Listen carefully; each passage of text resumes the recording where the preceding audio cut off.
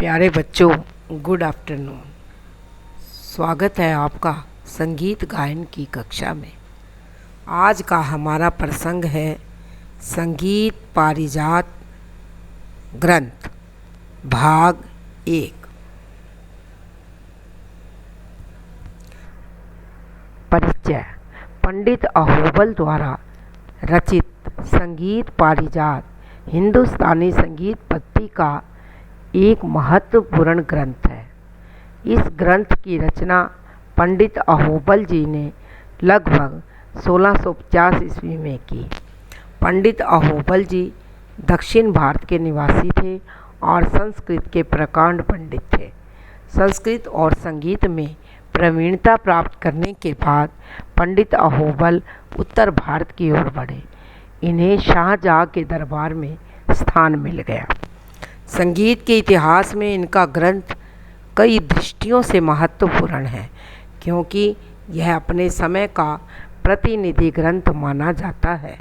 यह ग्रंथ मंगलाचरण से प्रारंभ होता है। इसके बाद स्वर, ग्राम, मूर्छना, स्वर विस्तार, वर्ण, अलंकार और राग प्रकरणों यानी कि अध्यायों में संगीत के पारिभाषिक शब्दों और अन्य तत्वों पर विचार किया गया। संगीत पारिजात का श्रुति स्वर प्रकरण।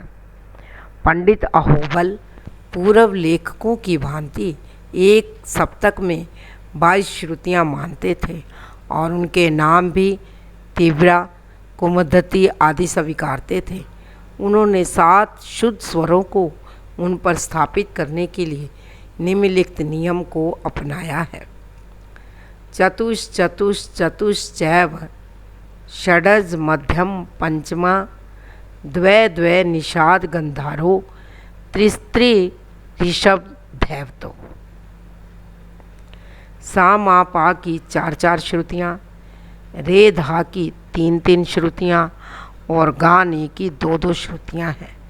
वे शुद्ध स्वरों को उनकी अंतिम श्रुतियों पर स्थापित करते हैं। स्वर की परिभाषा।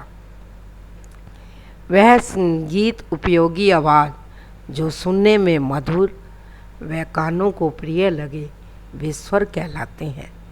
इसके अतिरिक्त लेखक स्वरों के 2 भेद, शुद्ध और विकृत मानते हैं। वह 7 शुद्ध और 22 विकृत स्वर मानकर कुल 29 स्वर मानते हैं। श्रुति स्वर भेद। प्राचीन ग्रंथकारों ने श्रुति और स्वरों में अंतर बताया है, परंतु पंडित अहोबल जी ने उनमें ज़्यादा अंतर नहीं बताया। श्रुति और स्वर में उतना ही अंतर होता है जितना सांप और उसकी कुंडली में होता है। वह जो स्वर्ण और आभूषण में होता है। उनका कहने का तात्पर्य है कि किसी एक राग के स्वर राग बदल जाने पर श्रुति बन जाते हैं। वह उसकी श्रुतियों का समूह स्वर बन जाता है। वीणा के तार पर स्वरों की स्थापना। पंडित अहोबल को संगीत के इतिहास में इसलिए भी महत्वपूर्ण स्थान प्राप्त है क्योंकि ये प्रथम ग्रंथकार थे जिन्होंने वीणा के तार की लंबाई के निश्चित विभाग बनाकर शुद्ध तथा विकृत स्वरों की स्थापना का मार्ग दर्शाया। वादी, संवादी, अनुवादी, विवादी। लेखक के अनुसार जिस स्वर का राग में अन्य स्वरों की अपेक्षा अधिक प्रयोग होता है और जिसे राजा की उपाधि दी जाती है, उसे वादी स्वर कहते हैं। राग में जिस स्वर का प्रयोग वादी स्वर से कम व अन्य स्वरों से अधिक प्रयोग होता है, उसे संवादी स्वर कहते हैं। वादी, संवादी स्वर के अतिरिक्त जो स्वर राग में लगे, उन्हें अनुवादी स्वर कहा जाता है। वर्जित होने पर भी जो स्वर लगे, उसे विवादी स्वर कहते हैं। तो जो इसका अगला भाग है वो पार्ट 2 अगले अंक में होगा।